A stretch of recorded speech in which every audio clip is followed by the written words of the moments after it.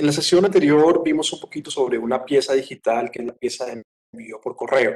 Sí, habíamos hablado que podemos tener como diferentes tipos de piezas de envío. Hay piezas que son muy relacionadas a una campaña, donde generalmente se envían con una información de la campaña y un tipo de call to action para, para enganchar a los usuarios, ¿sí? Para que los usuarios se sumen a la campaña. Pues, por ejemplo, miremos hoy me llegó esta Biblia hablando sobre publicidad que más parece un términos y condiciones que una invitación a sumarse al evento, ¿no? Creo que aquí se nos descacharon los diseñadores hablando sobre publicidad, ¿no? Porque la verdad cuando yo en el tercer párrafo ya me quería morir. Es demasiado largo. Digamos que eso es un tipo de envío de mail, ¿sí? Fíjense, todos esos textos de código, por eso lo puedo seleccionar. Finalmente tenemos una imagen y nuestro call to action, nuestra invitación al registro, ¿no? La verdad no sé quién hace este tipo de formato, pero me parece lo menos atrayente y lo menos enganchador del universo. Está bueno el texto, pero la verdad para una invitación a un evento, a un registro, a un evento es demasiado. Pero bueno, tenemos como este tipo de envíos de correo, que básicamente eso, ¿no? Cuando tenemos un evento, se genera una campaña alrededor del evento y se envía una base de datos a la invitación, ¿no? Con su respectivo call to action de registro, invitación a dar clic, invitación a sumarse, pues ya depende la redacción que el grupo de publicistas y redactores hagan. Eso es un tipo de envío. Después tenemos otro tipo de envío, que es el envío de newsletter, que básicamente lo que hace es sumar novedades y enviárselas al usuario, ¿no? La universidad también tiene, pero yo suelo, a ver si encontramos alguno, pues a todos nos llega, ¿no? Invitación.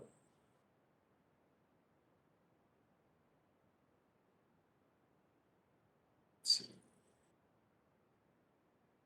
Bueno, aquí estamos. Parece que tenemos ese tipo de newsletters, ¿no? Eso es un newsletter. Entonces es cuando el envío de correo está lleno de pequeños artículos para dar información a los usuarios. ¿Sí? Entonces también va con mucho texto en HTML. ¿Sí? Ver más también es en HTML. Y algunas cosas en imágenes, como por ejemplo eso, ¿no? Ver todas las noticias. Como vemos, es una composición un poco más compleja, entonces se manda con imagen. Agenda wow, todo esto se manda con imagen, ¿no? Y después un montón de HTML. Supongo que esto es un pequeño, una plantilla o algo así. Una plantilla de que es un operador de corte de envíos, es MailChimp, ¿sí? Ustedes entran a MailChimp, digamos, ya miremos ese tema de una vez. Los envíos suelen ser cobrados, ¿sí? Hay como que, bueno, yo me inscribo en MailChimp. Me retrocedo un poquito. Para hacer envíos masivos, yo no puedo hacer envíos masivos desde mi cuenta de correo, porque si no, al primer envío ya me bloquean la cuenta. O sea, no es que el correo no entre, es que directamente me bloquean la cuenta por estar enviando spam. ¿Sí? Entonces, Google y Gmail descubre que yo estoy enviando 1000 correos desde mi cuenta, me dicen, no, venga, usted está enviando spam, entonces le bloqueamos su cuenta. ¿Sí? Para hacer cualquier envío masivo hay que contratar a alguien, ¿sí? Una empresa operadora de envíos masivos. Una de esas tantas empresas que existen es MailChimp, ¿sí? Hay otra, por ejemplo, a ver, perdón, me acuerdo que está por Don Web, se llama, ¿qué nos van a decir? Eh, para no buscar otra empresa, email marketing, aquí está, enviadosimple.com. enviadosimple.com es otra de esas plataformas que te permiten hacer envíos masivos. Vamos a entrar aquí a MailChimp y miramos un poquito. Entonces, uno tiene que elegir un plan. Generalmente, estas empresas te permiten hacer un registro gratuito y enviar como una suma de correos gratuitos mensualmente. Vamos a ver, por ejemplo, a ver los planes de cada una de esas empresas.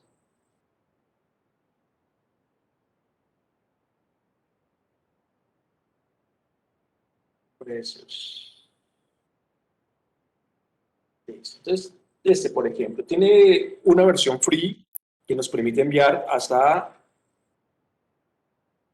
sí, es el que están enviando, ese no, envíanos siempre no, sino MailChimp.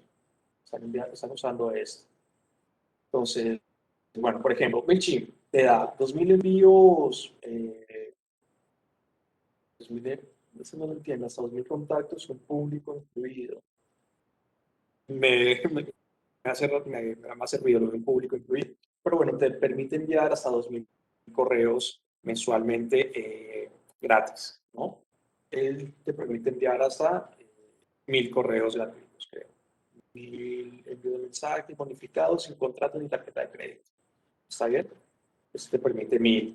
Ya mensualmente, si tú quieres subir esos 1.000, digamos que la comunidad autónoma somos más de 1.000 personas, pues ya no lo puedes hacer gratuito. Entonces, se hace, ya toca contratar un plan. Toca contratar un plan. Se envía campaña regularmente, entonces, no dice cuántos.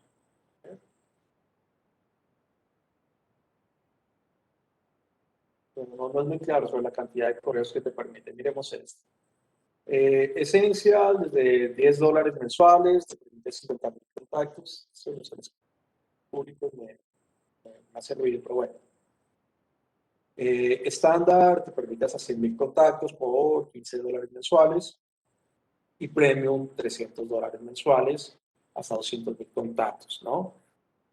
Es algo importante saber que seguramente los chicos de publicidad lo tienen mucho más claro, y es que la base de datos que uno utiliza tiene que ser su base de datos. Es decir, la compra de base de datos es penalizada por ley. ¿Sí? Hay algunas empresas que compran bases de datos y eso te puede penalizar. Es un delito. O sea, ni siquiera no es como una falta, una pequeña falta, sino que es un delito. Uno no puede comprar datos de personas. Entonces, la base de datos que uno tenga para hacer los envíos de la empresa, donde trabaja o, por ejemplo, de la universidad, tienen que ser datos obtenidos de manera legal. Tienes que ir persona a persona y preguntarles si quieren participar, si quieren recibir newsletters, si quieren que se acepta la política de tratamiento de datos y demás, ¿no? Si no es así, ok, no, Facebook no vende base de datos.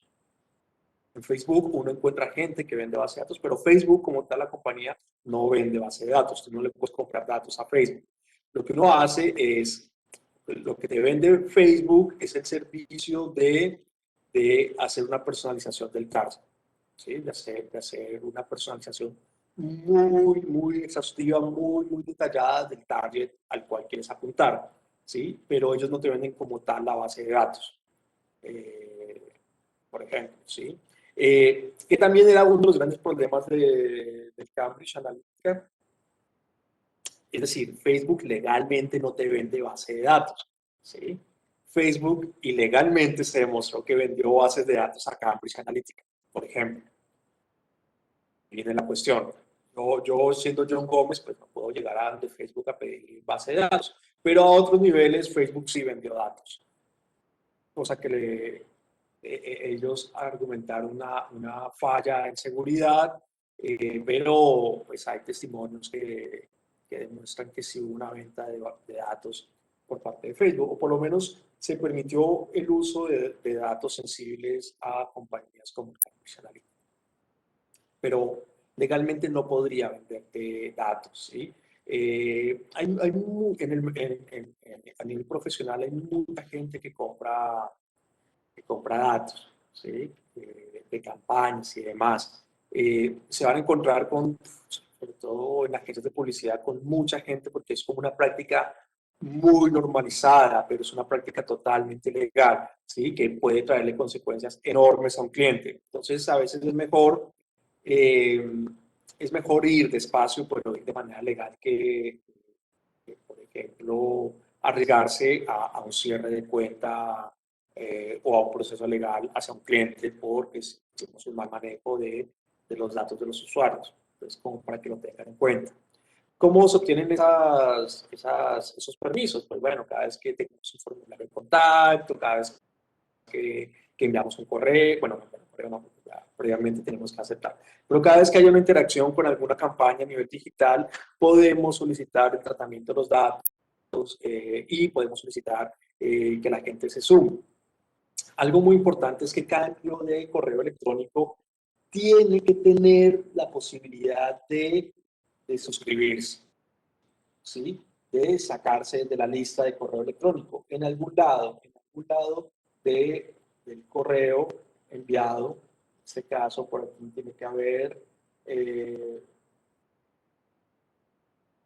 por aquí está, ¿sí? La posibilidad de no participar más en la lista, ¿no? Eso es por ley, no es porque a mí me guste o porque lo queramos poner, es por ley que tenemos que tener la posibilidad de que el usuario se elimine de la lista, que ya no reciba más, más correos. ¿Está bien? Eso para que lo tengan en cuenta. Eso tienen como algunas cositas legales, siempre como avisar un poquito, eso no lo tienen, pero ellos deberían tener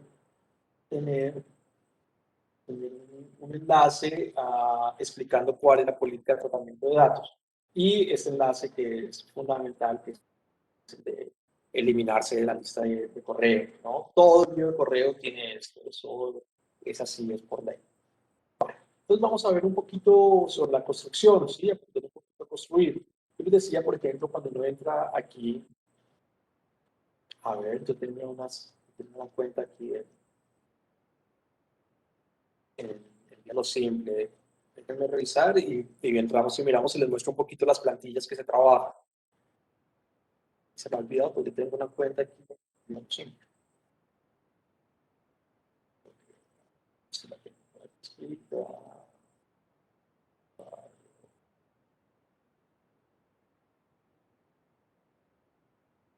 A ver si puedo acceder con esta cuenta.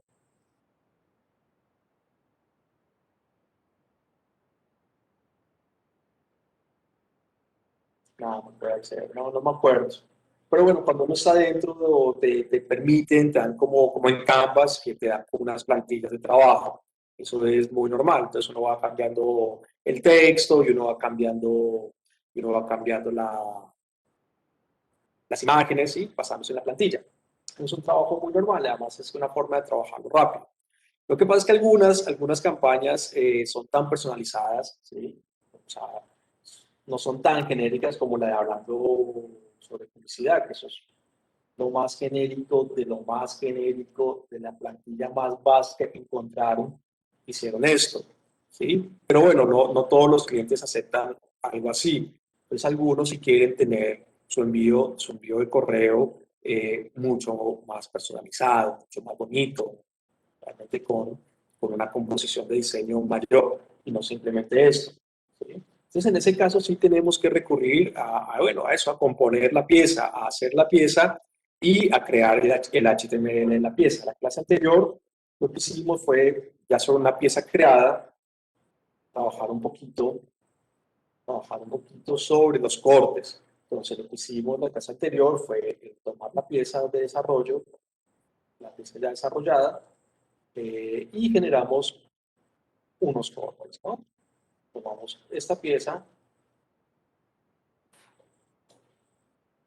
la abrimos en Photoshop, creamos unos slides, unos cortes, y esos cortes los exportamos para web y los tenemos aquí dentro de esta carpeta. ¿Está bien?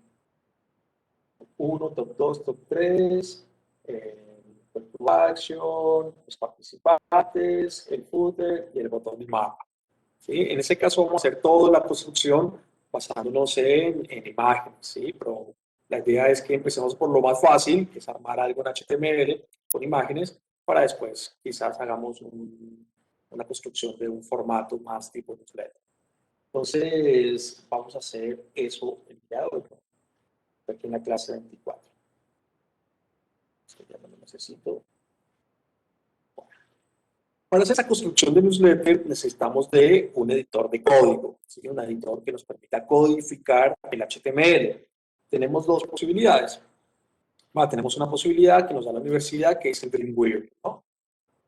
El Adobe Dreamweaver, que no sé si alguno de ustedes ya lo ha podido manejar, es un programa de edición de código. Lo que pasa es que es un programa cuya licencia es muy costosa y eso hace que en el mercado no sea tan popular, porque hay programas que hacen exactamente lo mismo y que son gratuitos, ¿no? Entonces, tienen que pagar $400 solamente porque es un programa de Adobe o tener un programa gratuito, pues en general en las agencias legales trabajan con software libre, en ese caso, ¿no?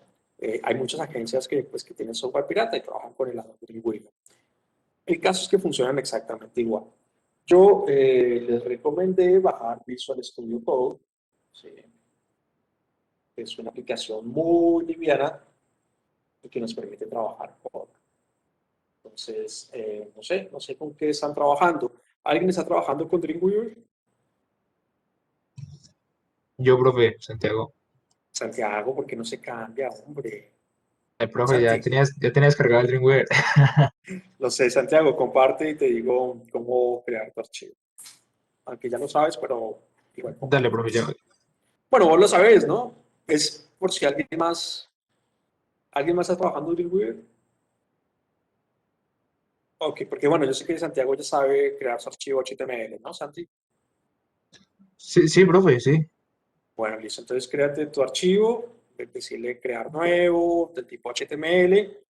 Eh, decirle HTML5, aunque no vamos a trabajar HTML5. ¿Está bien? Listo, profe. Bueno, perfecto. Y los demás, pues abramos nuestro Visual Studio Code. ¿Alguien tiene alguna duda cuando se abre? ¿Se muestra alguna pantalla ahí rara que dice bienvenido? No sé. ¿Alguien quiere compartir? Profe, yo quería preguntarte si hay la posibilidad de colocarlo en español Ah, o eso no es posible. pues nunca me lo había preguntado. Pues, pero bueno, no vamos a trabajar mucho las opciones de arriba, salvo el file new y el file Ok, save. ¿Está está bien? bien. De Creo que resto, siempre viene en inglés por el tema de del código, ¿no? sí, yo creo que sí, Dylan. Sí, yo creo que sí. Es algo que nunca me había preguntado si el Visual Studio lo puedo cambiar a español. Jamás. Pero bueno, es una buena pregunta. El Dreamweaver, por ejemplo, sí, uno puede cambiar Photoshop Dreamweaver fácilmente de idioma. Photoshop, Dreamweaver, Illustrator. Yo no me he dado la tarea de cambiarlo en inglés porque, bueno, por las clases. Pero en las agencias siempre lo trabajé en inglés. Y cuando tuve que hacerlo en español me dio durísimo porque no encontraba nada. Pero bueno, y eso que no hablo bien inglés, para nada. Hablo muy mal inglés. Muy mal. Muy mal. Pero uno se acostumbra a las interfaces en inglés y después pasarse a español es difícil. Bueno, listo, estamos acá. ¿Alguien tiene alguna duda hasta ahora? Entonces vamos a ir, vamos a decirle File, New File, o Control N, o Command N si están en Mac. File, New File,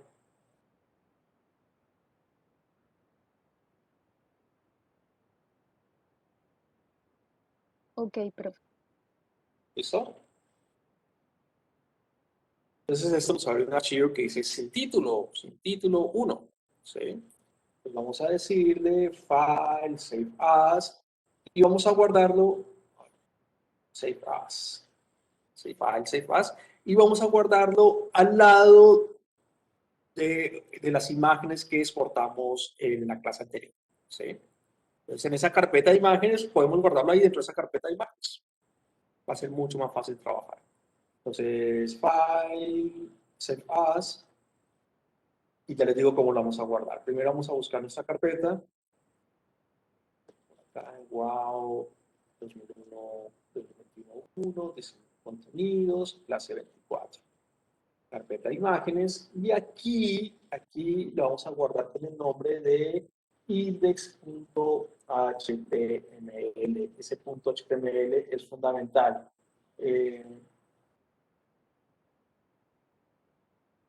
Index.html.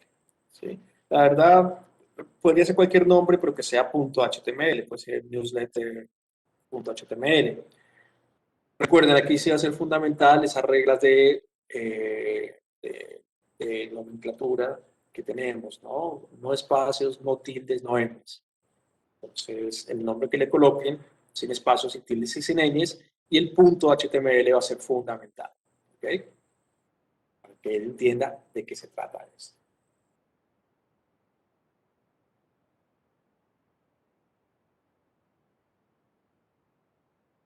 ¿Listo? ¿Lo guardamos ya todos? Index.html. Sí, Sí, profe. listo. Sí, profe. Bueno, listo. Santiago, comparte un momentico, mostramos algo a los demás de tu archivo en Dreamweaver.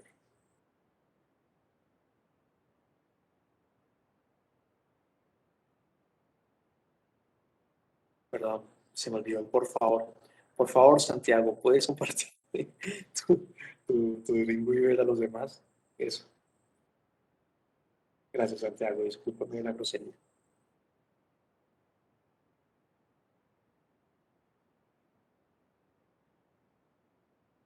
Bueno, entonces lo que vamos a ver en pantalla en cualquier momento Ahí es... está, profe. Sí, ahí lo estamos viendo. Es el Sí. HTML que crea el Dreamweaver. Es la base HTML. Si uno fuera a armar una página en HTML, tendría que escribir este código en Visual Studio. ¿Sí? ¿Puedes darle zoom a tu código?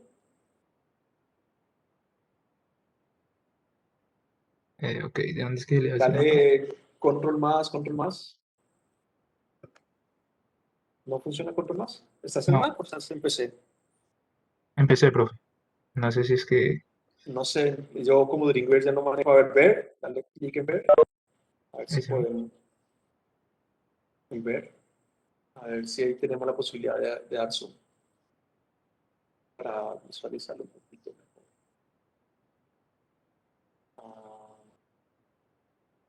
No, mierda, programa.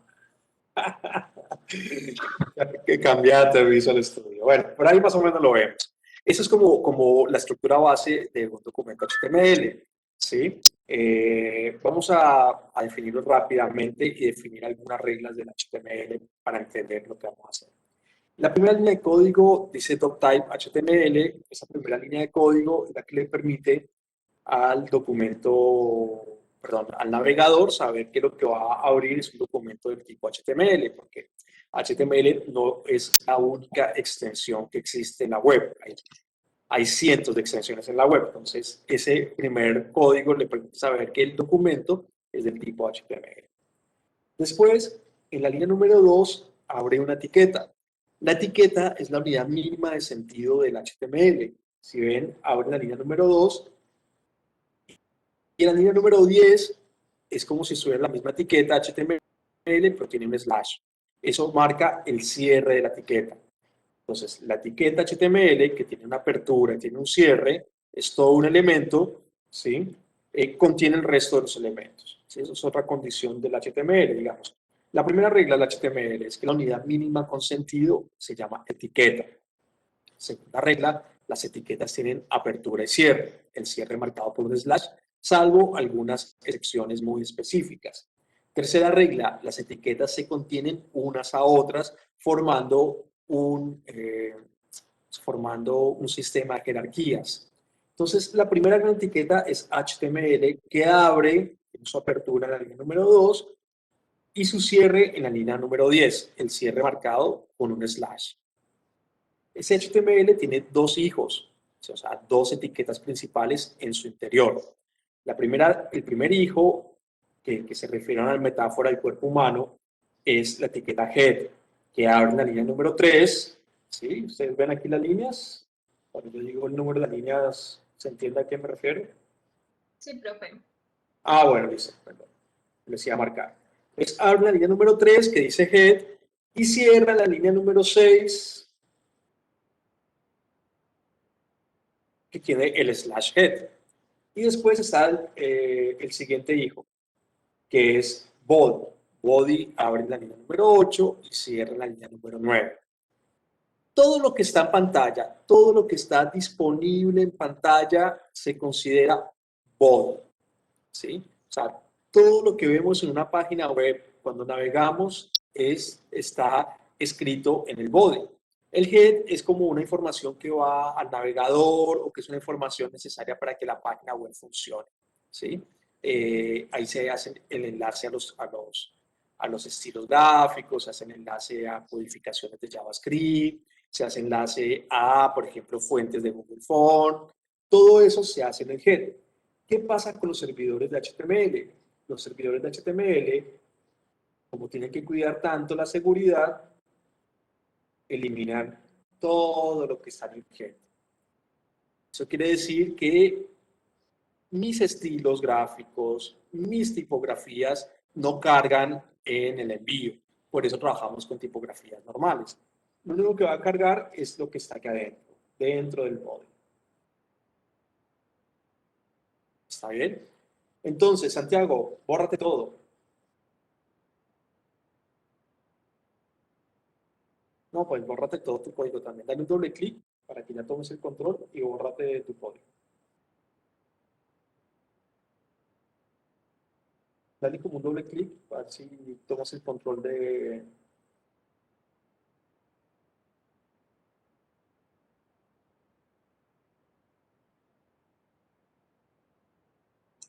¿Listo, profe, ahí o qué? No sé, yo te veo con el control. Bueno, no, para que ya empiece a compartir. Pero sí, eso, borra todo tu código.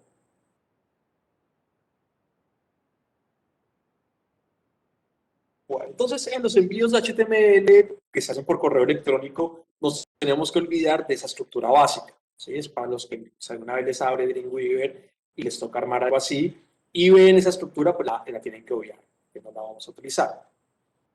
Hay una etiqueta que es fundamental en el trabajo de las páginas web. Perdón, digo algo antes. El HTML se basa en etiquetas, es la unidad mínima de sentido. Y cada etiqueta tiene como una función dentro del código, ¿sí? Por ejemplo, la etiqueta P, ¿sí? Es para marcar un párrafo. La etiqueta H1 marca el título principal. Asimismo, la etiqueta H2 marca un título secundario. Y así tenemos H3, H4, H5 hasta H6.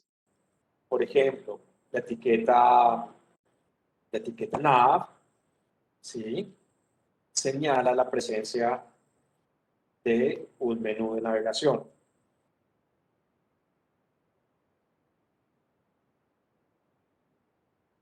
La etiqueta main, por ejemplo, ahí lo escribí mal.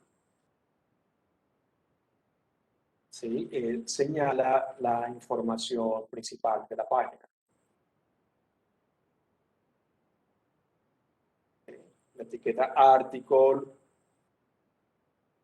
permite el ingreso de un artículo o de una noticia.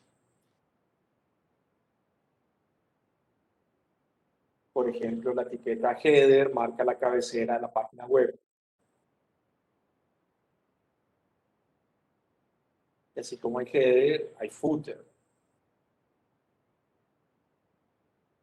Que es el pie de página en la página web.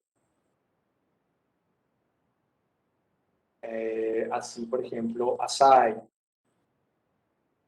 es una sección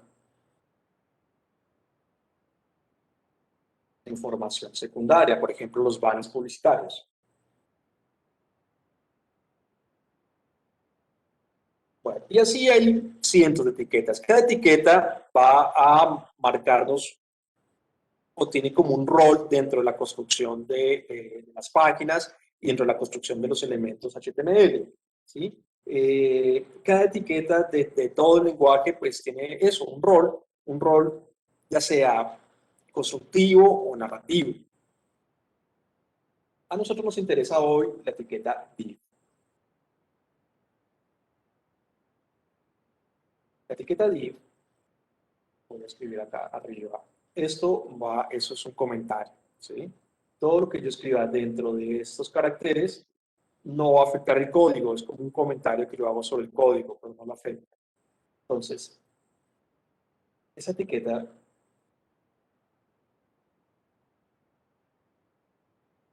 la etiqueta div, que es división, es una etiqueta sin valor semántico y que básicamente crea un espacio en la pantalla que agrupa información. ¿Sí? Entonces, cada vez que yo necesito, digamos, vamos a ver un momentico esto, por ejemplo. Cada vez que yo necesito agrupar cierto tipo de información en mi pantalla, yo lo que hago es abrir un div, ¿sí? Y un div básicamente es un cuadradito, como un bloque que me agrupa la información. Yo podría decir que esto es un div, ¿sí? Que todo el texto es otro div. Está ahí porque no baja. ¿Sí? Entonces, primer div me agrupa esto, la imagen. Segundo div, el título y los diferentes párrafos. Entonces, después tenemos otro div. Yo digo, bueno, este div me va a marcar el ingreso de esta información, de la imagen. Después, otro div para este campo, otro div para mi botón, quizás otro div para el cierre. ¿Sí? Entonces, cada vez que yo necesite como agrupar cierto tipo de información, lo que va haciendo es creando divs, divisiones en el espacio. Y quizás, pues, tengamos una gran división que agrupa todo. Es muy posible. Entonces, ese div, esa etiqueta div, lo que nos permite es eso, ¿no? Crear una división, un espacio susceptible a tener un ancho, un alto y un color de fondo en la pantalla, y en ese espacio yo agrupo un tipo de información. ¿Sí se entiende hasta ahora? Sí, profe. Bueno, perfecto. Entonces vamos a empezar a construir nuestro newsletter, ¿sí? Digamos que primero vamos a crear un div grande, que va a ser el contenedor de todos los demás, ¿sí? Ese div grande es el que me va a permitir centrar mi newsletter en pantalla, el que me va a marcar el ancho del newsletter y demás. Entonces, ese va a ser como mi div principal, o sí, mi div principal.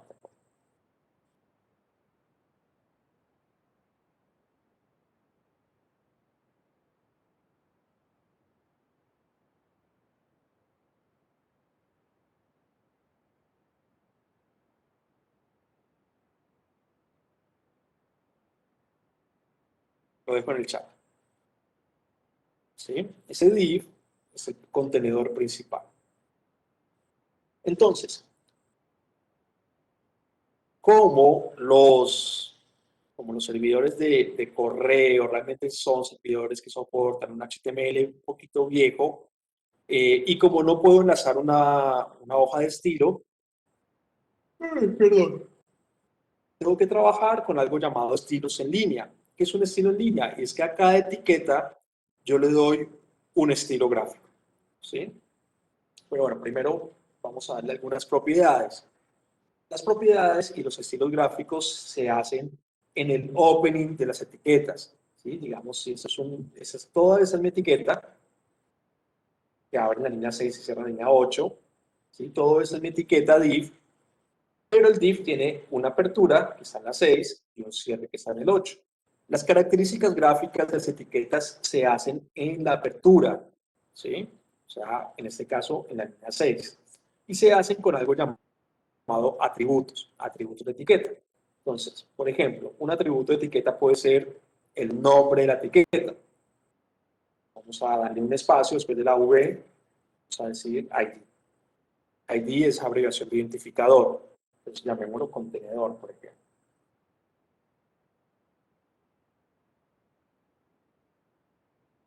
Entonces, eso es un atributo de la etiqueta, le acabo de decir que tiene un nombre y que su nombre es contenedor. Esa etiqueta se llama contenedor.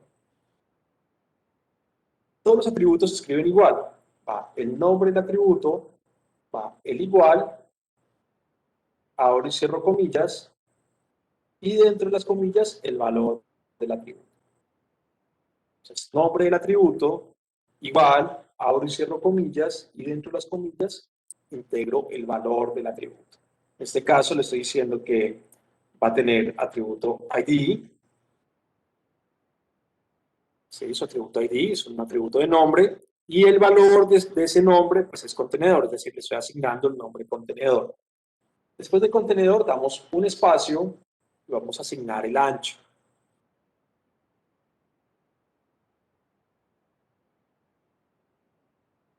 ¿Cuál es el ancho de nuestras imágenes? Perdón, voy a revisar.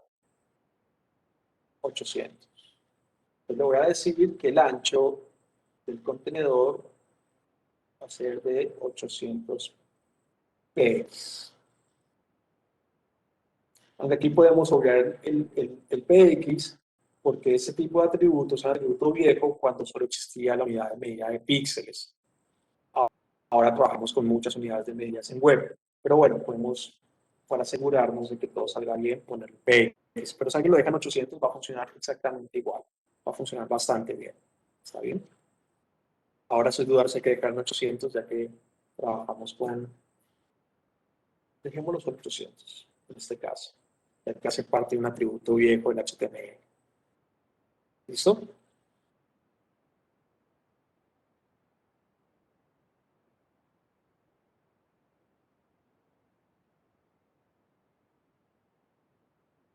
¿Cómo vamos?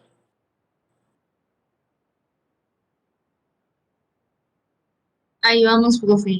Está Bueno, un poquito tedioso, pero No despego entiendo, los ojos de la pantalla. entiendo. Bueno, ya construyeron su div contenedor de 800 píxeles de ancho. sí, profe. Listo. Vamos a asignarle otro atributo que es el atributo de estilo. Y esto yo lo hago como para cubrir, ¿sí? Que es volverle a decir, pero ya a través del estilo, que su ancho es de 800 píxeles.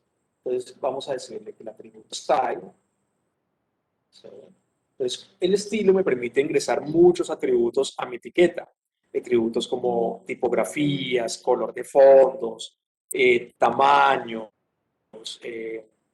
sé yo, bordes, diferentes tipos de atributos, yo estilo gráfico puedo insertar en mis etiquetas.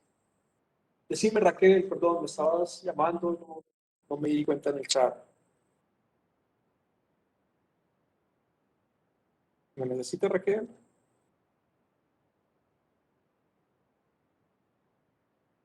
Ok. Profe, yo sí te necesito. Es Decime. que, es que tú has escrito contenedor y todo esto y tiene unos colores, ¿verdad? Específicos. Sí. Pero yo no tengo esos colores, me aparece es en blanco, todo está en blanco, Ah, ok, entonces color blanco. comparte, por favor, porque si tienes un error. ¡Ay, Dios! Ando con Profe, sueño y dormí un montón. Dime. eso, pues lo del div y eso se supone que va contenido entre el body, ¿cierto? ¿Cómo, querida? Perdón. Perdón, repíteme la pregunta, Raquel, porque creo que te entendí, pero se sonaba un poquito raro. Lo que estamos haciendo va dentro del body. Sí, pero no lo hacemos nosotros, sino nosotros en la plataforma le pasamos esto a la plataforma. Digamos, cuando vos vas a enviar el correo electrónico, la plataforma te dice, ¿quieres usar una plantilla o tienes tu propio HTML? Y uno le dice, no, tengo mi propio HTML y le sube este documento. Y él se encarga de integrar ese documento al envío.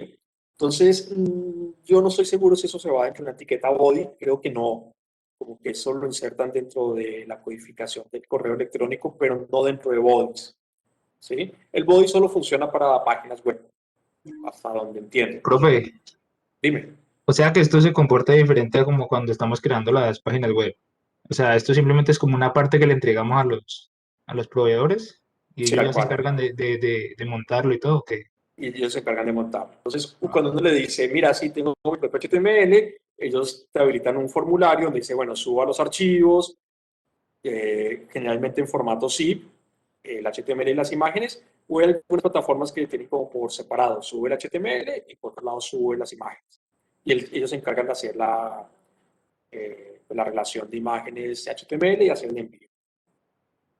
Algo importante, antes de que sigamos, porque sí es valioso. Por ejemplo, no lo vi en ese, lo vi en el otro, de comunicación. A ver, ¿dónde está? Aquí. Y es esto, ver el navegador. Es que generalmente uno hace, bueno, pero veo que lo hace solamente lo hacen ellos. Perdón, no estoy compartiendo. Pensé No, que profe, estaban es que yo te compartiendo. compartí porque tenía, ¿te acuerdas el problemita del texto que me aparecía en Sí, color blanco? ahí te lo voy a arreglar fácilmente. Ves que dice div y después de la V vos cerrás la etiqueta, ¿sí? Ese cierre de etiqueta que es el símbolo mayor que, debes ponerlo al final, o sea, al final del 800, después de las comillas del 800. O sea, Ah, bórralo de ahí, o cópialo, o córtalo y pégalo al final. oh. Y fíjate que se te cerró, borra el cierre, porque ya el cierre lo tenés en la línea 4. Ay, profe, solo era eso, en serio. Era eso, Gracias. ¿sí? Listo. Lo siento. No, lo sientes. Cuando, perdón, fíjense que me salió una visita acá. Tuvimos un problema al convertir la grabación al formato MP4, es decir, que nada de lo que estamos haciendo se está grabando. Sí. Ah, Dios, cómo te odio, güey. No, profe, qué fail.